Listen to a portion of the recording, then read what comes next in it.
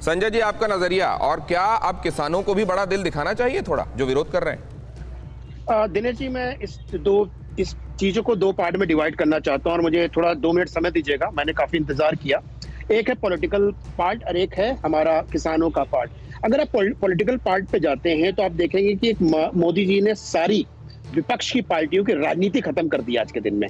जो आप पूरा पिछले 4-5 साल का चीज देखिए तो विपक्ष के पास जो फंडिंग कर रहे हैं, जो आंदोलन करवी हैं, उनको सिर्फ उनके पीछे उनके कंधों बैठ के राजनीति कर रहे थे। इनके पास कोई भी उत्तर प्रदेश में एजेंडा नहीं है, उनके पास पंजाब में भी एजेंडा नहीं है और बाकी उत्तराखंड में तो है ही नहीं है। तो ये हो गया पॉलिटिकल पोर्शन पे। अभी हमारे आलोक भाई बता रहे थे कि हमारी गवर्नमेंट ने ऐसा किया वैसा किया। अरे कांग्रेस गवर्नमेंट के पास 10 साल थे और स्वामीनाथन आयोग 2006 में आया था, 2014 तक इन्होंने लागू नहीं कर पाया।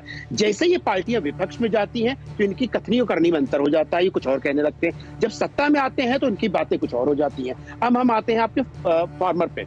अगर आप देखोगे कि मैं जो इन्होंने किसान कानून वापस लिया, इसका मैं स्वागत करता हूं। प्रधानमंत्री ने बहुत बड़ा कलेजा दिखाया है, बहुत बड़ा करेज दिखाया है किसान आंदोलन किसान कानून को वापस लेकर के। लेकिन आपने इनको ये भी सोचना पड़ेगा कि छोटे किसान जो है तकरीबन 86% है, जिनकी भूमि जो है 2 हेक्टेयर 1.55 हेक्टेयर में, जो पंजाब और उत्तर प्रदेश और हरियाणा से अलग है, उनके बारे में भी इनको सोचना पड़ेगा। ठीक है, ये वेरी वेरी इंपॉर्टेंट है।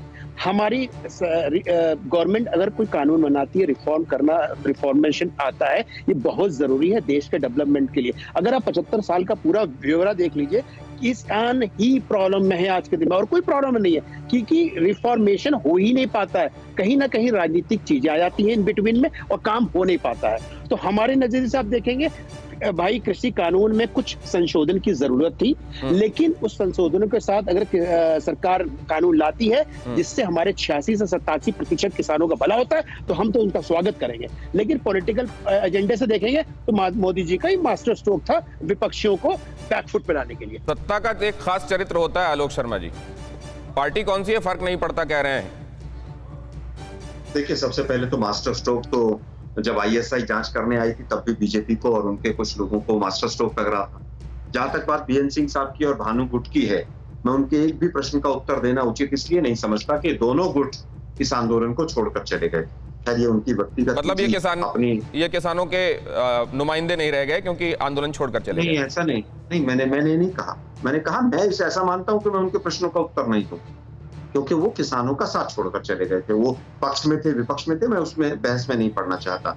मैं बीजेपी से 3-4 सवाल पूछना चाहता हूं। दूंगा, आपका जवाब दूंगा संजय राणा जी, एक सेकंड। हाँ, सबसे पहली चीज तो यही थी कि जो टेंट आए थे वो सुना था चाइना से, पाकिस्तान से कहीं आए थे, क्या पता चल गया है कि भाई वो कैसे कहां से आए थे? दूसरी चीज, वो इनकम टैक्स की रेड जो किसानों के ऊपर हुई थी, उसका क्या रहेगा? क्या वो आगे भी इनकम टैक्स की रेड चलती रहेगी या क्या होगा? क्योंकि आपने तो आखिरी प्रयास किया। तीसरी चीज, C2 मेथड के ऊपर कैलकुलेशन के लिए 700 पेज का एफिडेविट फरवरी 2016 में केंद्र सरकार ने सुप्रीम कोर्ट में दिया था, क्या उसको वापस ले लेंगे?